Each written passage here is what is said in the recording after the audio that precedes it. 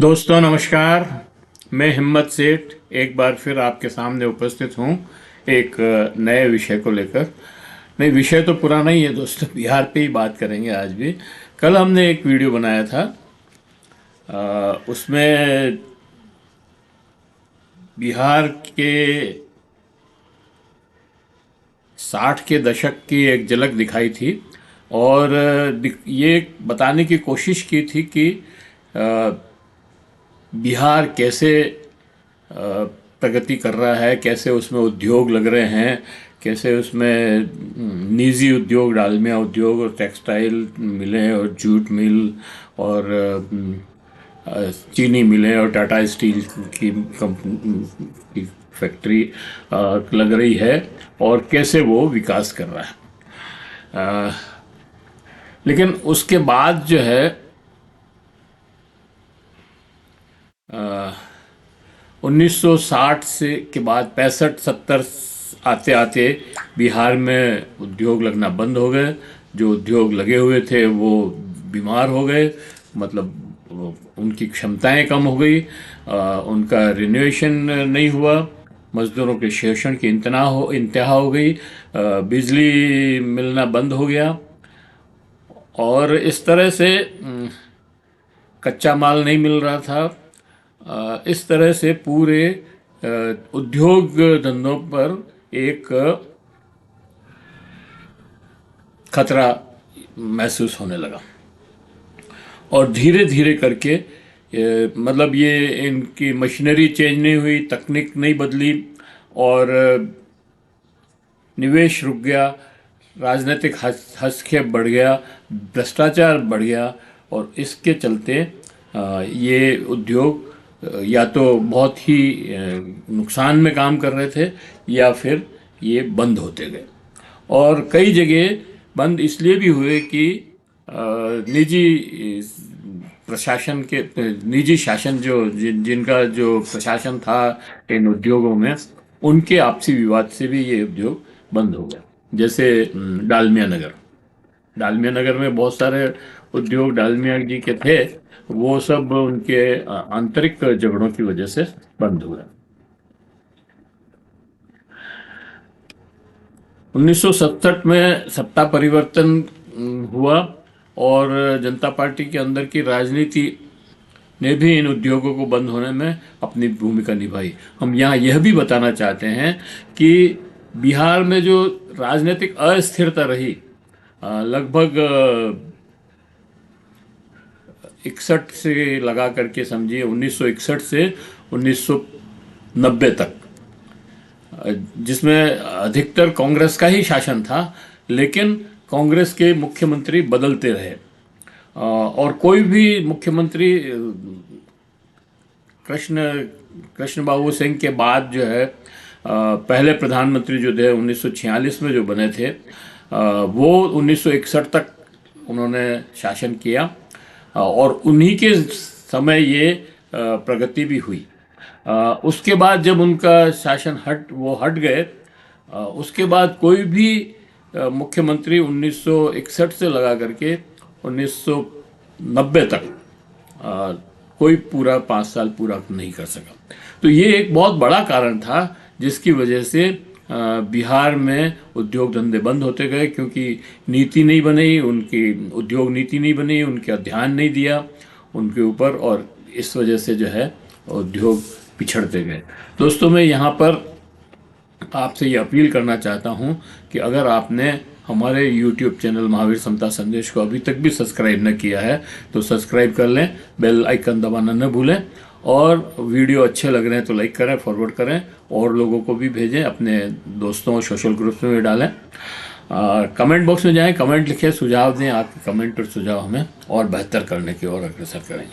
दोस्तों, ये जो बिहार के जो हम बात कर रहे हैं,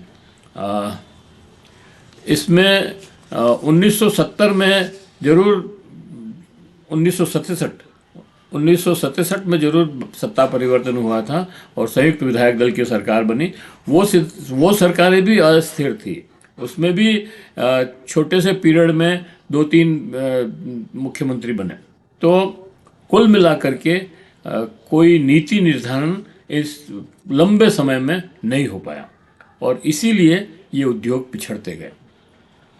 70 से 80 में बेरोजगारी का बढ़ना, छात्र आंदोलन, रेल हड़ताल, संपूर्ण क्रांति आंदोलन, 1977 में सत्ता का बदलाव ने भी बिहार के विकास को रोकने में अपनी भूमिका निभाई।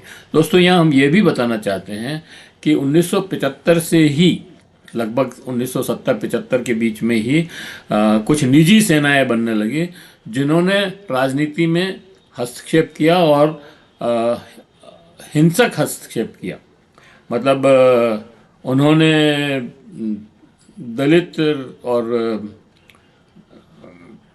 पिछड़ों की राजनीति को उभरने से रोकने के लिए उन पे हमले किए और उन्हें परेशान किया। लेकिन दोस्तों, बिहार की तबाही का मुख्य कारण में लाल फीताशाही व भ्रष्टाचार का भी अपनी भूमिका है। बिहार प्रशासन में लथार्चीपन, फाइलों का अंबार लगना, चौथ वसूली के बिना काम न करना भी बड़ा कारण रहा और यह सब हुआ नौकरशाही व राजनीति के गठबंधन से। बिहार की नौकरशाही दूसरे प्रदेशों से अलग थी। गुजरात, महाराष्ट्र, तमिलनाडु में मशीनरी काम को आगे बढ़ाने में सहयोग कर रही थी, मिशनरी भी थी, जबकि बिहार में काम रोकने वाली, काम में व्यवधान पैदा करने वाली संस्कृति बन चुकी थी।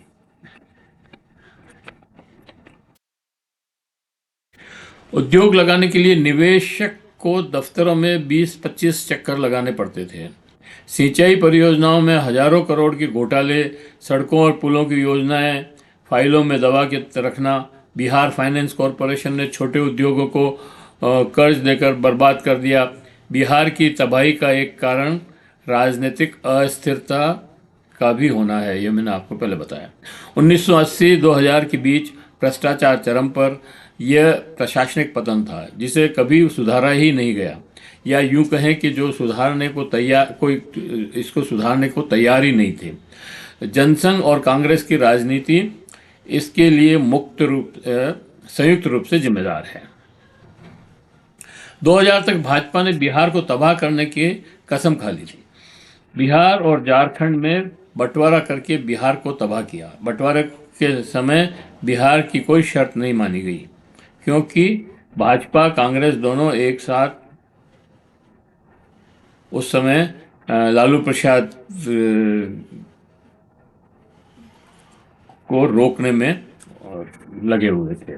विशेष आर्थिक पैकेज न, विशेष राज्य का दर्जा न, झारखंड के खनिज और उद्योगों में भागीदारी, बिहार की कुछ बचा ही नहीं। बिहार के उद्योग पहले दम तोड़ चुके थे।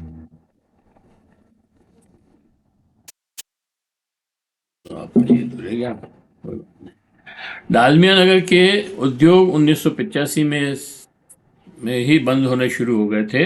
केंद्र सरकार की तेल रिफाइनरी व उर्वरक कारखाने बीमार और अपेक्षाकृत कम उत्पादन देने वाले बन गए थे। बाद में 2002 में बहुत ही खस्ता हो गई थी हालत इनकी। फिर नीम कोटेड यूरिया बनने लगा इसमें, तब जाके थोड़ा परिवर्तन आया। 1985 यहाँ तक कि 90 तक कोई सामाजिक न्याय समर्थक पार्टियां सत्ता में नहीं थी। जो ये आरोप लगाया जाता है कि लालू यादव और सामाजिक न्याय की जो पार्टियां थी, सामाजिक न्याय के समर्थक पार्टियां थी, उनकी वजह से बिहार बर्बाद हो गया, ये बिल्कुल ही झूठा प्रचार है। दोस्तों, यहाँ अगर हम बिहार में निजी सेनाओं की बात न करें तो बात अधूरी रह जाएगी। 1970 से ही ये उभरने लगी थी। इनका घोषित उद्देश्य तो नक्सलवाद से लड़ना था, लेकिन कानून के राज में सेनाएं बनाकर कानून अपने हाथ में लेना कानून का उल्लंघन ही नहीं, कानून की धज्जियां उड़ाना भी था। सुशासन के स्थान पर जंगल राज की ओर धकेलना था। 1970 में कुंवर सेना बनी थी जिसका मुख्य आधार राजपूत थे। इनका प्रभाव बिहार के शाहबाद, भोजपुर, बक्सर क्षेत्रों में था। इन्होंने पिछड़े व दलित राजनीति को रोकने के लिए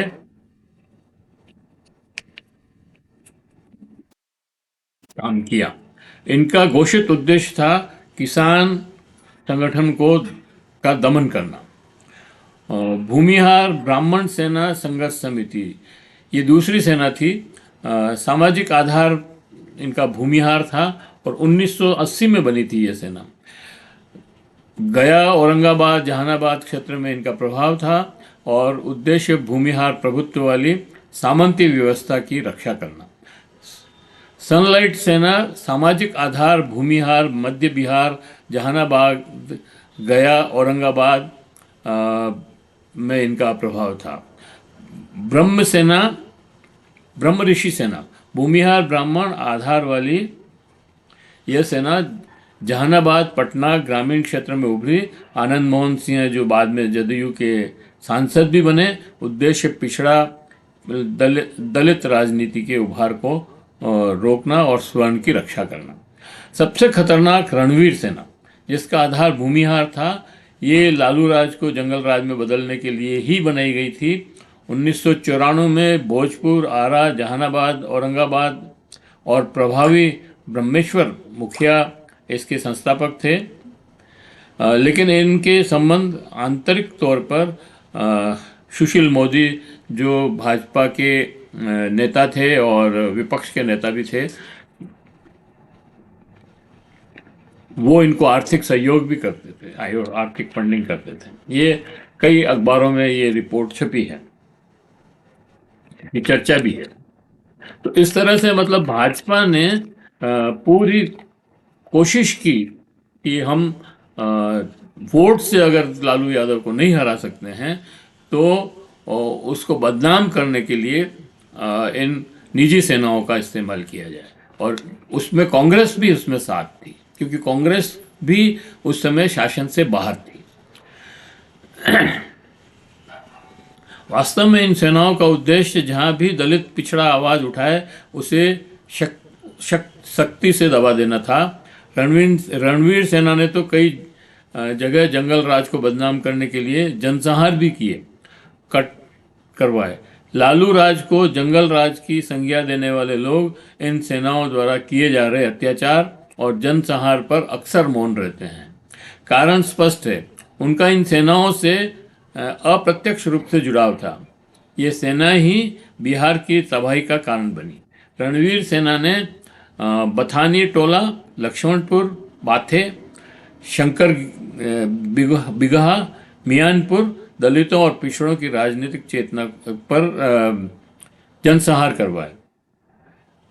दलितों और पिछड़ों की राजनीतिक चेतना को रौंदने के लिए ही नरसंहार करवाए। इसमें सीपीआई एमएल के उभार को भी रोकना उद्देश्य था। सेनाओं का दौर 1975 से 2000 तक चला। 1975 में से 1990 तक तो सामाजिक न्याय की राजनीति करने वाले पार्टियां शासन में नहीं थी। फिर उन्हें बिहार की तबाही के लिए कैसे जिम्मेदार माना जा सकता है? दरअसल इन सेनाओं ने भूमि सुधार कार्यक्रम को रोक दिया, बल्कि इन्होंने भूदान आंदोलन में भूमि दान की हुई को भी वापस कब्जाने का काम किया। ये बड़े कारण हैं दोस्तों, जिन्होंने बिहार की तबाही और बिहार को बीमारू राज में बदला। इन निजी सेनाओं के कहर के बाद भाजपा जो उस समय केंद्र की सत्ता में भी लालू यादव को कमजोर करने के लिए थी, बिहार को दो भागों में बांटा। 2000 में बिहार को दो भागों में, मतलब झारखंड अलग किया और बिहार अलग किया। ये बंटवारा सबसे बड़ा कारण बना बिहार को कमजोर और बीमारू बनाने का। इस बंटवारे के समय बिहार को विशेष पैकेज देने व राज्य का दर्जा देने के वादे किए गए, लेकिन निभाया नहीं। बिहार के बहुत से उद्योग जैसे Tata steel, Bokaro steel plant व 75% खनिज झारखंड में चले गए। बिहार और रांची जैसा औद्योगिक क्षेत्र भी बिहार में, वो झारखंड में चला गया। बिहार की आर्थिक सप्लाई चेन तोड़ दी गई। वही लोग आज बिहार को बीमारू राज्य की संज्ञा दे रहे हैं। जिन्होंने ये काम किया मतलब भाजपा ने, वही कह रहे हैं कि बीमारू राज्य है बिहार। बिहार में लालू राज को बदनाम करने के लिए कई झूठे सच्चे किस्से गढ़े गए। समता पार्टी और भाजपा ने ये काम बहुत ही चालाकी से किया और जगह जगह इन किस्सों को दोहराया जाता था। बड़े हंसी मजाक के लहजे में उपहास उड़ाते हुए लालू यादव का ये किस्से सुनाए जाते हैं। अंत तक 2005 के चुनाव में एनडीए भाजपा ने लालू राज को खत्म कर दिया। सुशासन बाबू ने प्रसिद्ध नीतीश का राज आया।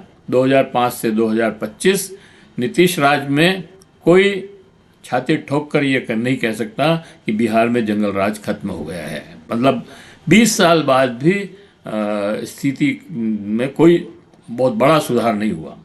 हाँ, वो निजी सेनाओं जिन उद्देश्य से बनी थी उनका काम पूरा हो गया, वे समाप्त हो गई। नीतीश के 20 साल के सुशासन में निवेश क्यों नहीं आया? बड़ा सवाल ये है कि नीतीश ने तो सुशासन दिया ना, फिर निवेश क्यों नहीं आया? नई उद्योग धंधे क्यों नहीं लगे? बेरोजगारी क्यों कम नहीं हुई? पलायन क्यों नहीं रुका? क्यों बढ़ता जा रहा है? कोई जवाब नहीं है। 20 साल सुशासन के लिए कम नहीं होते, लेकिन विकास के नाम पर सड़कें बताई जाती है 6-7 मीटर चौड़ी, 10 मीटर भी हो सकती है, 15 मीटर भी हो सकती है वो सड़कें, और उन सड़कों पर वो काली पट्टी काल तौर पोती हुई सड़कें दिखाते हैं जो बनते ही महीने 2 महीने में खड्डे की पड़ जाते हैं और टूट जाती है। और फिर वो टूटी सड़कें कभी ठीक होती है, कभी नहीं होती है, लेकिन वो विकास दिखता है। बनते हुए पुल टूट जाते हैं। पिछले दिनों एक ही साल में 10-12 पुल टूटे, तो फिर भी ये विकास है मतलब। और लॉ एंड ऑर्डर की स्थिति यह है कि महिलाओं का शोषण बढ़ गया है, रेप के केसेस रोज हो रहे हैं, दहेज हत्याएं हो रही हैं, और अस्पताल में गोली मारकर हत्या कर दी जाती है आईसीयू में भर्ती मरीज की, रोगी की। फिर भी कहा जाता है कि ये सुशासन है। तो ये अनंत सिंह ने अभी अपने चुनाव के दौरान ही उसको मार दिया था, दुल्हार सिंह को गोली मार दी थी। तो ये सुशासन है कि सरेआम गोलियां चल रही है, बम विस्फोट हो रहे हैं, लोग मर रहे हैं, और सुशासन है।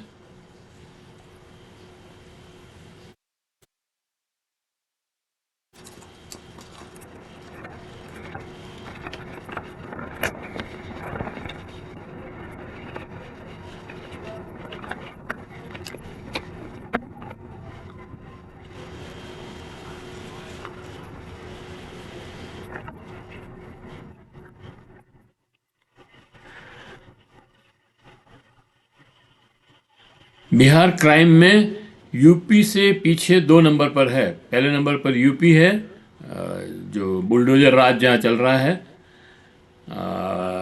वो कहते हैं कि सारे माफिया या तो जेल में है या बिहार यूपी छोड़ के चले गए हैं। वहाँ पर रोज 3 एनकाउंटर होते हैं, मतलब 3 बार पुलिस पर गोली चलाते हैं क्राइम, वहाँ के माफिया या गुंडे जो भी हैं। इसका मतलब कैसा राज है, वो कैसे भाग गए हैं, इसका एक कितना झूठ बोलते हैं उसका ये उदाहरण है। और ये सब जानते हैं कि ये चुनाव कैसे जीता गया, अंतर्मन में जानते हैं। विपक्ष के किसी भी प्रश्न का उत्तर देने के लिए ज्ञानेश कुमार और उनका चुनाव आयोग तैयार नहीं है। बिहार की तबाही करने वाले लोगों के हाथ में सत्ता है। बड़े आराम से लालू राज को जंगल राज बताकर अपने कर्मों को ढकने का प्रयास कर रहे हैं। तो ये बिहार के तबाही के असली जो सही कारण हैं वो मैंने आपको बताने की कोशिश की कि किस तरह से वहाँ राजनीतिक अस्थिरता की वजह से तबाह हुआ बिहार, किस तरह से वहाँ ये जातिगत सेनाएं बनी और कैसे उन्होंने भूमि सुधार को रोका, कैसे उन्होंने दलितों पर अत्याचार किए, कैसे उन्होंने नरसंहार किए, ये मैंने आपको बताया। और कैसे उद्योगों में निवेश कोई नहीं कर रहा है, कैसे वहाँ पर बंदरबाट हुई और कैसे उनके आपसी झगड़ों की वजह से वो उद्योग बंद हुए और केंद्र सरकार ने भी उस पर ध्यान नहीं दिया जो उनके खुद के उद्योग धंधे लगे हुए थे। तो ये सारे कारण हैं उद्योगों के बंद होने के। और लेकिन एक नैरेटिव बनाया गया कि क्योंकि वो सत्ता परिवर्तन हो रहा था, मतलब स्वर्ण जातियों से सत्ता दलितों के हाथ में, ओबीसी के हाथ में, पिछड़ों के हाथ में आ रही थी, इसलिए ये एक नैरेटिव बनाया गया कि लालू राज तो जंगल राज है। लेकिन वास्तव में ऐसा था नहीं, क्योंकि ये सारा खेल तो 1985 तक हो चुका था, 90 तक हो चुका था। 90 के बाद आया लालू यादव और उसके बाद ये इन सेनाओं ने जो कहर ढाए वहाँ पर, उसकी वजह से लालू बदनाम हुए। और वो मतलब स्वाभाविक नहीं थे। वो सेनाओं ने जो नरसंहार किया वो स्वाभाविक नरसंहार नहीं थे, वो एजेंडा बेस्ड नरसंहार थे। उन्होंने लालू यादव को बदनाम करने के लिए, पिछड़ों और दलितों की राजनीति को समाप्त करने के लिए ये सारे काम किए, ये कुकर्म किए कहना चाहिए। और इसलिए इस बात को समझने की ज़रूरत है दोस्तों कि ये जो नीतीश और भाजपा ये जो 15 साल के जंगल राज की बातें कर रहे हैं, ये बहुत ही फेक है और इनके राज में कुछ नहीं हुआ, इसलिए उसको अपने काम को न दिखा करके 20 साल पहले के जंगल राज की बात करते हैं। तो खैर अब तो चुनाव ख़त्म हो गए, चुनाव से कोई मतलब नहीं है। मैं तो ये बताना चाहता था कि वास्तविक स्थिति क्या है बिहार की। हम एक दो वीडियो और बनाएंगे बिहार के इस तबाही के ऊपर ही, और देखेंगे कि कैसे ये बिहार को तबाह करने में किन किन लोगों ने सहयोग किया। जय हिंद, जय भारत। यहीं पे हम इस वीडियो को समाप्त करते हैं। आशा करते हैं आपको ये वीडियो पसंद आया होगा, और अगर पसंद आया हो तो लाइक करें, फॉरवर्ड करें और लोगों को भेजें।